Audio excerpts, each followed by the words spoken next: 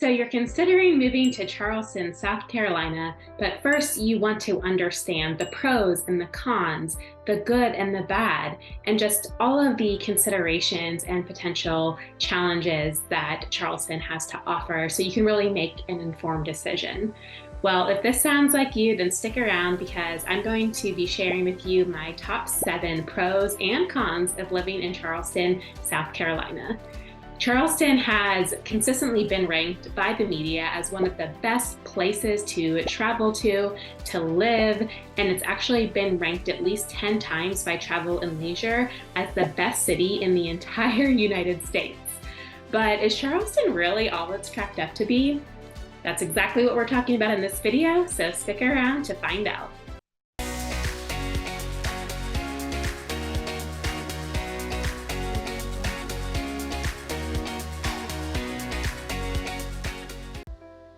Hi, my name's Sarah. I'm with eXp Realty, and I get calls and emails every day from people just like you who are looking to make their move to Charleston. So whether you're moving in 9 days or 90 days, feel free to give me a call, shoot me a text, or send me an email, and I would love to help you make your smooth move to Charleston.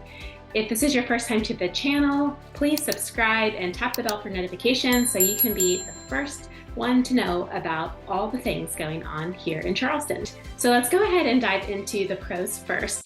Pro number 1 is the overall feel of the town, the vibe, if you will. The pace of life here, the friendliness, and the Southern hospitality is real. I'm from Virginia, right outside of Washington, D.C., and so when I first moved to Charleston 10 years ago, I was shocked at how different things felt down here. People are genuinely friendly. You will banter with your server at a restaurant. People say hello to you on the street and will make conversation. And where I'm from, people just tend to more keep their heads down, and it has a little bit more of a rat race feel. So when I came to Charleston, I really appreciated that things were slightly slower down here, but definitely not too slow. It really has the feel of a smaller town, but with all the amenities of a larger city. So to me, it really strikes that perfect balance. I also worked in hospitality for a few years when I first got to Charleston, and I had guests in the hotels from all over the country and the world who always commented on how friendly of a town Charleston really is. Charleston has even ranked as one of the friendliest places in the United States. So if you're looking for some friendly neighbors, then Charleston may be for you. Number 2 is the historic charm. Charleston is one of the oldest places in America. In fact, it was actually founded 100 years before our nation was even born. So needless to say, it is steeped in rich history and known for its well-preserved architecture. The College of Charleston was the nation's first municipal college, and the Charleston Museum was founded in 1773. It's actually the oldest museum in the United States. So if you love historic charm, then Charleston is oozing with it. The cobblestone streets, the old buildings, I mean, Charleston is just so romantic, and I never tire of its charm. Number 3 are the beaches and waterways, and just overall the beauty here in Charleston. If you love the beach like me, then you will love Charleston. There are 3 main public beaches: Isle of Palms, Sullivan's Island, and Folly Beach. There are a couple of other islands that are private, Kiowa Island and Dewey's Island, but because they're private, most people just stick to those main 3.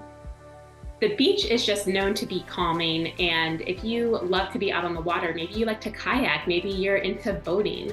We have all of that here in Charleston, so if you love the coast, then Charleston is definitely for you. In fact, it's one of the reasons that brought me here too.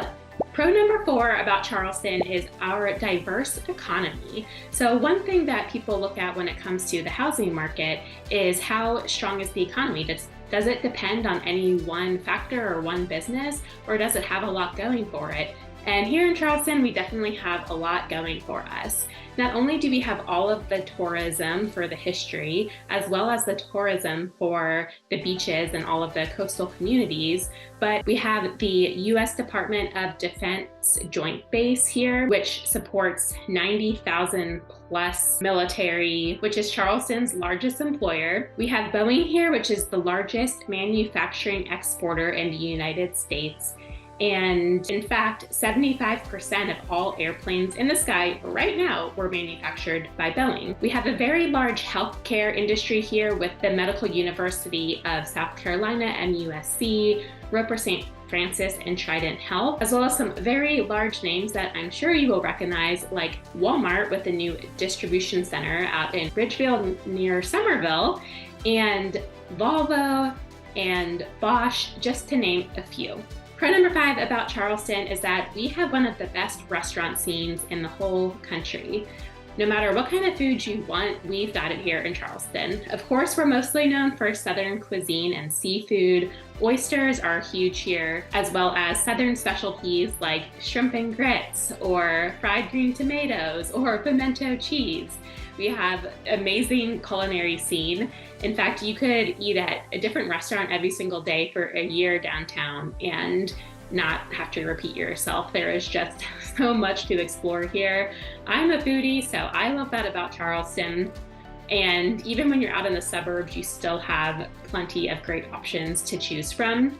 I'm gonna do a whole video in the future all about the best restaurants in Charleston to check out, but just for now, know that Charleston really has a thriving food scene, and you will never have a shortage of amazing restaurants to check out. Number 6 is that Charleston is a cultural hub. In addition of other things to do that I've already mentioned, like the dining and the outdoor life, Charleston has so many more other things to offer. There are lots of art galleries here. There's a buzzy nightlife. There's so many festivals here year-round. We have boutiques. We have a Tanger outlet in North Charleston if you want to do some shopping. There is so much going on. I mean, even this weekend, at the time of this filming, we have the Charleston Greek Festival, which is the oldest festival in Charleston. And coming up, we have the famous Spoleto Festival, which showcases performances by world-renowned artists in opera, dance, music, and theater, as well as the Piccolo Spoleto Festival, which celebrates more local and regional artists. Now that's just coming up in the next few weeks here in Charleston. If there's a festival to be had, Charleston probably has it. So if you're the type of person that likes to go out and see new things and go to markets and all of those kinds of fun things, then you will love Charleston. Downtown on First Fridays, the art galleries are open to the public in the evening, so you can take a stroll, hop into a bar, grab a drink, go on, keep on exploring art galleries. So that's a fun thing to do on Fridays. And then on second Sundays in downtown Charleston, they do Sundays where they make King Street a pedestrian-only street and have music and food trucks. So it's another fun thing to do when you're here in town. Number 7, when it comes to pros, is the weather. The weather about 6 to 9 months of the year is absolutely incredible here. That's again why we have so much to do here, is because a lot of the year you can find things to do outside. It's not too cold, and when it is hot in the summer, you can still enjoy all the water activities. So a lot of people move here from Charleston from colder places like Illinois and New York and Washington State, and they really appreciate the warmer temperatures here in Charleston. The coldest it gets in about January and February are average lows around 40 degrees and average highs about 60. So it's pretty nice, right? It's one of my favorite things about Charleston. I'm not one to love the snow and cold weather, so I think that the weather is a pro here. Now, transitioning to the cons list, I'd also say that the weather could also be a con. So that's going to be our first on the list. It's really a double-sided pro and con here in Charleston because it gets really hot here in those other 3 months. So June, July, and August are pretty awful, I'm not gonna lie. It is really hot and humid here, you will feel like you are walking into a wet sauna every time you go outside, and it can be kind of miserable. So, if you really don't like the hot weather, then you are probably going to struggle here in the summers. But hey, that's what they made air conditioning for, right? That's what I always think, is that we have modern luxuries, so you can at least escape the heat for those few hot months. Summer months, the heat index can get to over 100 degrees.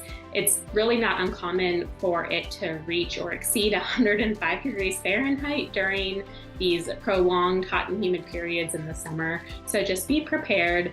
And if you have curly hair like me, just know in advance that you are gonna have fuzzy, frizzy hair a lot of the year, and there's going to be no styling product that can combat it. Your hair will be a fuzzball in 0.3 seconds, so you better just get used to it.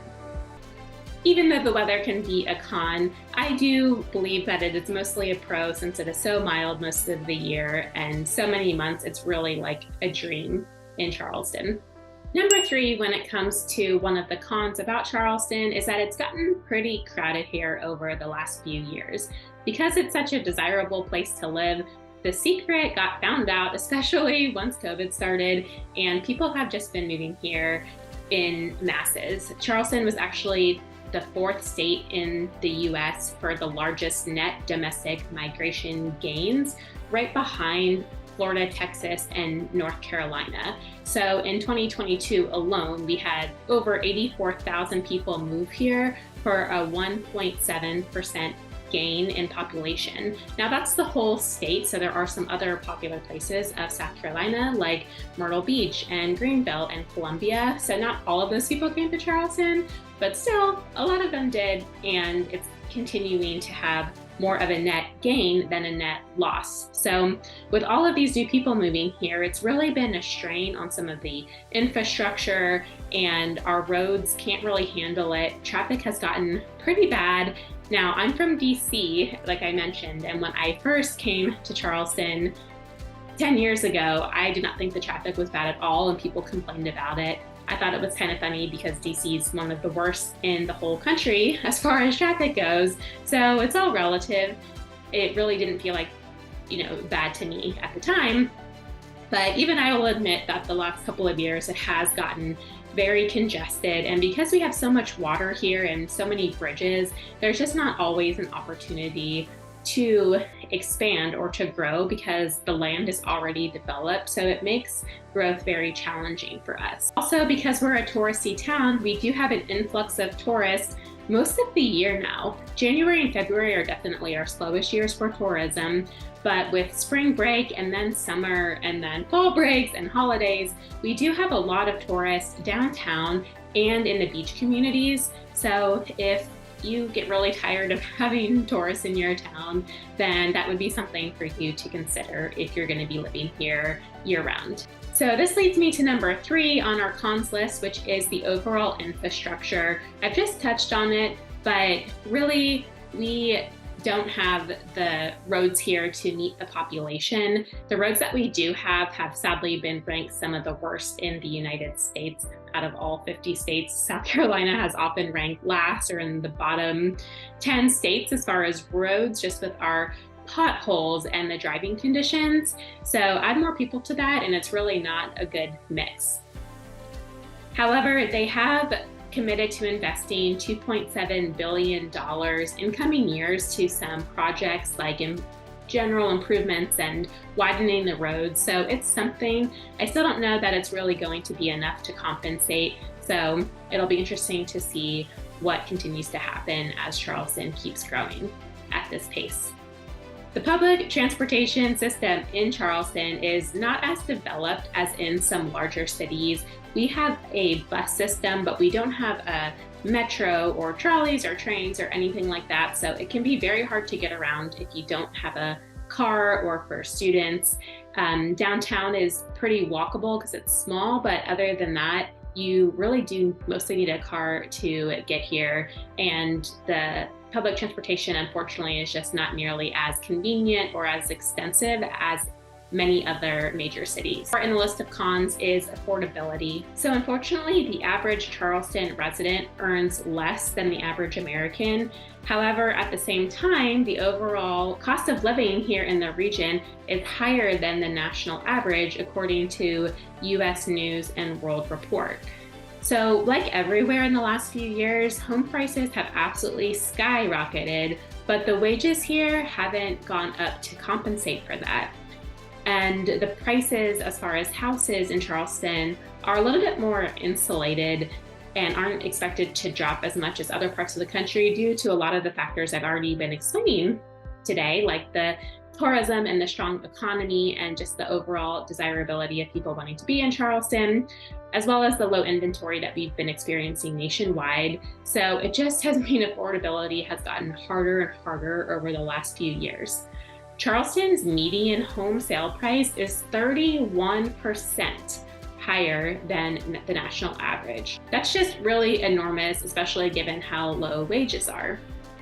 The median sale price of a home in Charleston in March 2023 was $520,000, up 4% from the year before.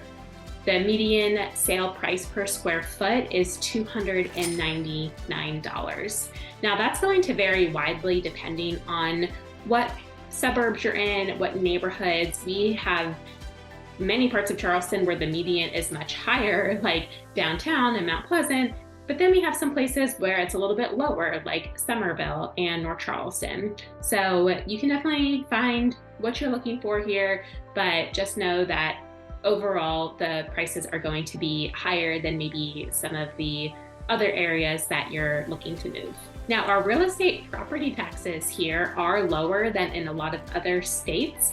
So if you are coming from somewhere like New Jersey or Illinois, where there's really high property taxes, our property taxes are much lower. It's 4% in South Carolina. So for some people, depending on where you're moving from, that's actually a pro because you'll be saving money on your property taxes, and that can really add up and make a huge difference every single year. There's also some programs out there if you're financing a house that can help with the down payment or some kind of assistance just depending on your career and your financial status. So I have some local funders I can recommend to see if you qualify for anything. I also personally love working with our heroes. So if you are a teacher, law enforcement officer, firefighter, military, veteran, or in the medical field like a doctor or a nurse, please let me know because I give you a $1,000 credit at your closing towards your cost, whether you're buying a house or selling a house, because I just love to share a token of gratitude to all of our local heroes. I think you're very underappreciated and I do what I can to help. So if that's you, definitely reach out and I would love to work with you. Number 5 on our list of cons are hurricanes. So we are in a coastal town in South Carolina. We are definitely in the path of many hurricanes. The last really bad hurricane here was Hurricane Hugo in 1989. It was a Category 5. It absolutely devastated Charleston. So many of the homes and businesses were just completely flattened and flooded, and it was absolutely terrible. So knock on wood, we haven't had that happen to that level since then. Of course, we've had smaller storms come through and there's been, flooding and damage in certain areas, but nothing like that. You just never know when a hurricane is gonna hit, but you really take that risk living anywhere on the East Coast. I personally think that weather is going to be a con in almost anywhere because no matter where you live, you're gonna be dealing with, if it's not hurricanes, then tornadoes or blizzards or droughts or wildfires or mudslides. I mean, there's going to be some kind of natural disaster that happens pretty much anywhere in the world. You can't really avoid it. So I personally don't think hurricanes are as bad, only because they're coming. It's not a surprise where it just all of a sudden pops up in the middle of the night. It's something that we tend to know at least a few days ahead of time if it's going to be coming in the path of Charleston, so at least you have some time to prepare and get out of Dodge if it's going to be a bad storm. Number 6 for our list of cons for living in Charleston that goes hand in hand with the hurricanes is the flooding. It's not called the Low Country for no reason. We're called the Low Country because we are below sea level. So inherently, one of the risks of living here is that there's going to be some flooding. So of course it can happen from things like hurricanes and tropical storms. However, it also happens just on your normal rainy day. We might get a quarter of an inch or a half an inch of rain, and unfortunately that is enough here to make some roadways and some neighborhoods flood. It really doesn't take much, especially in parts of downtown Charleston. It's pretty infamous for being one of the worst places when it comes to flooding. So definitely keep that in mind if you're here looking at homes. The good news is if it's raining when you're here is that you'll at least start to get an idea for if your neighborhood streets are flooding or not. We do have some elevated homes here, so that can really help to ensure that your house has a much lower risk of getting flooded. And on that note, I should mention that many homes here do require flood insurance if you are getting a mortgage. It's about half of the homes or so require flood insurance based on the flood zone. So we have a few different flood zones here, and all of them will require flood insurance other than flood zone X. X is the flood zone that is the least damaging, so you don't have to have it, though you probably do want to get it because it's not that much compared to the risk of, your house flooding and then having no insurance.